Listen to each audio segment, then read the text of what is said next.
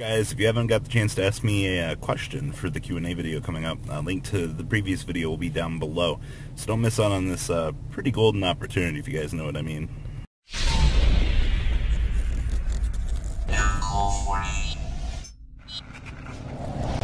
Fucking windy out today. I don't know if you guys can see the hustle rustle of the trees, but so Yugioh discussion time. Have a regional in 4 days. We're going to be playing some zoo variant. I'm 100% sure of this. What I wanted to just kind of go through my thought process here for you guys, so you guys can kind of grasp on what I'm doing. I'm either going to play the Draco hybrid or pure, and I have way more experience with pure. I've been playing it last 8-9 weeks at locals, so kind of getting the hang of it. Included, of course, the +5 combo. There's absolutely no reason not to really be playing that. So the first thing that goes through my mind is this is a week 1 regional. Not everyone is going to have things. So Paleo and, to top things off, Infernoid are both going to be very present going into this event. A lot of people wouldn't have wanted to spend money, and a lot of people wouldn't have got the chance to get stuff. Now, this does not apply to everyone. A few people will have everything. I already have all my Ghost Ashes. The only thing I'm missing is 2 Diagram to play the hybrid. So we have access to Ghost Ash, which automatically puts me in a much better situation than probably 50% of the field. So what does that mean? I need to decide my hand trap ratio. I'm debating between 2 Crow, 1 Max, and 3 Ash. I saw some builds that are playing 1 Ogre, 1 Max, and 3 Ash. I've even seen some builds that are playing 1 Crow, 1 Max, and 3 Ash. I definitely like Crow. Being able to remove the Norden from the equation definitely puts you in that place that you want to be. So in terms of hand traps, I'm leaning towards the 6. That's going to put a little bit more of a damper on, the situation. Now, the hybrid, you have to ask yourself, do I want to focus on Desires? There were some builds in Japan that were actually playing Desires near the end of the format. Being able to turbo out things, resolve what you need to. And then on the equation of, well, I'm not going to have fucking room for all of this shit in my goddamn deck. It really is one hell of a big giant clusterfuck in the grand scheme of things. In terms of the hybrid, one of the advantages you get is, if your opponent has no issue with you executing the +5 combo, then you can quickly Masterpiece on the opponent's turn and resolve pretty much, the return, pop something, and then the Masterpiece can effectively pop something. And, Masterpiece checks fucking Paleozoic so hard. Like, that's been one of the hardest matchups that I've had playing this game, is just bullshit like that. Like, hopefully I shouldn't have to worry about lawn mowing fucking me in the ass anymore, because, we're going to have Ghost Ash. So, why do I want to sacrifice traps? The thing I like about Pure is I really get the ability to set multiple back row. Now, I know we're going into a format where back row can be burned through very fucking easily. Yeah, we know this.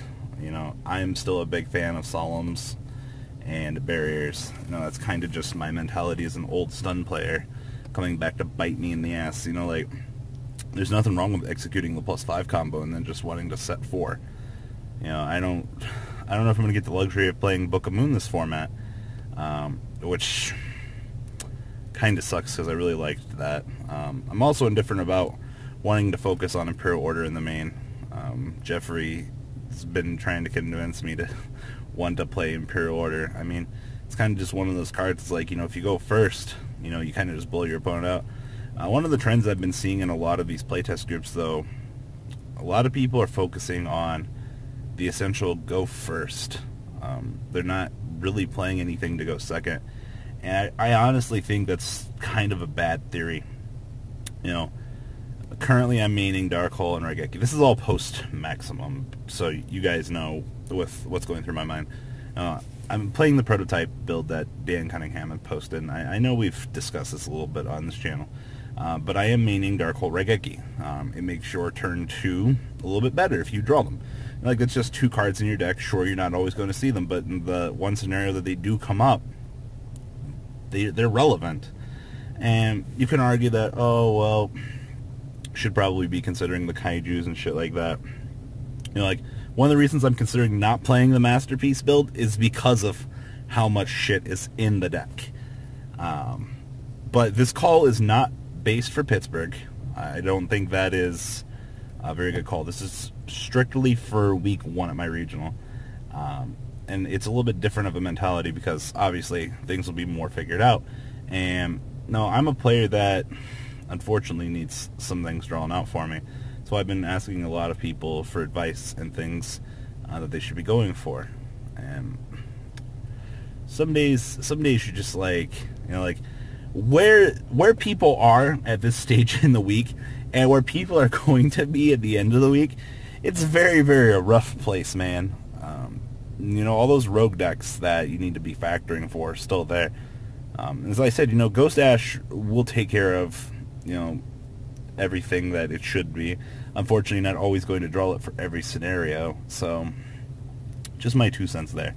The advantages of Pure, though, I definitely like the fucking fact that Pure gives me access to all the traps. Granted, you know, in the other build, you're effectively using Masterpiece as a trap card. But in game 2 and 3, it just kind of becomes a giant fucking kaiju target. How prepared are people going to be for this event? I don't actually know that, man. I feel like I'm underestimating the amount of people that are going to have Ghost Ash. I could definitely be wrong. There could be a lot less people that are going to have Ghost Ashes. Friday, people are going to be getting a lot of the cases. As for the True King Dinosaur deck, so Pure, I feel like, can handle dinos.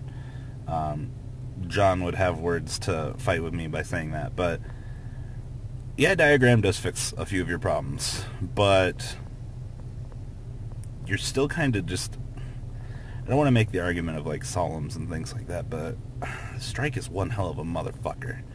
And to the one guy, it's like, oh, well, if I use Miscellaneous Source, you can't strike. Yes, I can strike. Fucking destroy your dinosaur on its special summon. Things an inherent summon. It's no problem. You know, problem solved. You know, it's the big guy that's the issue. I don't really give a fuck about the Logia and the Dolka you're making. You know, unfortunately, D-Barrier is being phased out by a lot of players, but I still think D-Barrier is one hell of a card when you can just roll it and call it Xyz. You know, like, that's a Logia and a Dolka I don't have to worry about. The problem is, you know, if they go first and they set up, then, you know, Zoo has to break that board. You know, Zoo can break that board. That's one of the reasons why I'm focusing on the essential board wipes.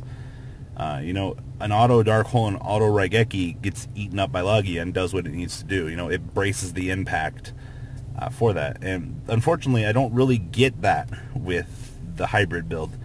You know, like, you have to focus on Tenkis, you have to focus on the essential Zoo engine. You know, even if some of the builds are only playing 1 or 2 Tenkis. These are all just really bad things that are going wrong. And many of people keep telling me to play the hybrid for week 1 because Masterpiece is just too fucking good of a card. You know, yeah, Pure can't handle a lot of the things that the hybrid can. But that's why we have Ghost Ash to alleviate some of those situations. So, guys, this is what's going through my head at the moment. I'm 50-50 on wanting to play, you know, the hybrid of Masterpiece and Zoo. And I'm indifferent about wanting to play Pure. You know, I've been so accustomed to Pure. You know, I'm essentially really comfortable with playing it.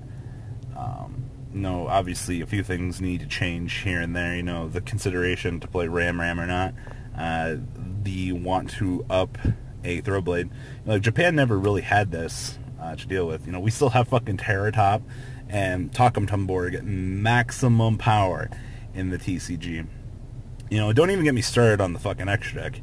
You know, like, you look at the extra deck, you're like, damn, like, I'm currently only playing, or I'm only considering 1 Leica, 1 Hammercon, which is incredibly fucking horrible.